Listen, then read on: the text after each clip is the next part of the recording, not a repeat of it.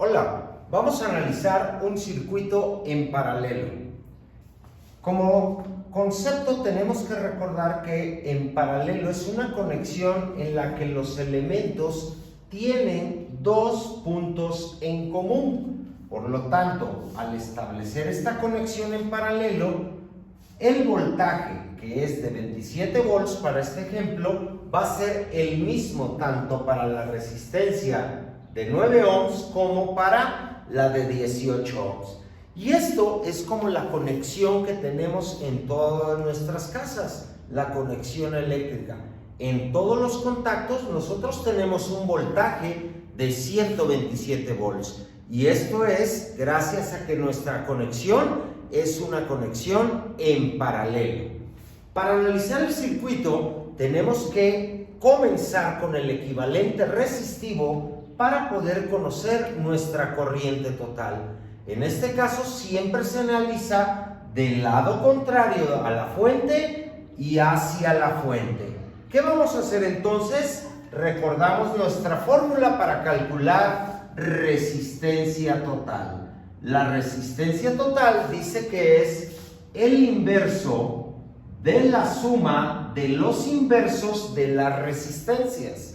Y aprovecho para dar el concepto que el inverso de la resistencia es lo que denominamos conductancia y sus unidades son los Siemens.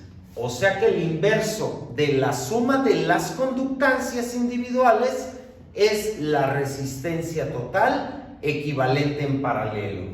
Sumamos ahora nuestra resistencia de 18 ohms y eso nos permite determinar la resistencia total que nos da de 6 ohms. O sea que estas dos resistencias es como tener en un circuito básico la equivalencia de una fuente de 27 volts y una resistencia de 6 ohms. Esto nos va a permitir conocer la corriente total. La corriente total del circuito por ley de Ohm, que va a ser esta que tenemos aquí, pues calculamos voltaje entre resistencia total. El voltaje que es 27 volts dividido entre la resistencia total que nos dio 6 ohms, nos está dando una corriente total de 4.5 amperes. Ahora, aquí hay que recordar los conceptos. Esos 4.5 están siendo reflejados aquí en el circuito como corriente total, pero esto lo tenemos que imaginar como una tubería y aquí tengo una derivación en T. Todos observamos esta derivación. Aquí llega la corriente, pero una parte se va a ir hacia acá, mientras que la otra parte va a continuar su camino. Y eso nos lleva a recordar el concepto teórico de nodo. ¿Qué es un nodo? Un nodo es la unión de dos o más ramas o derivaciones.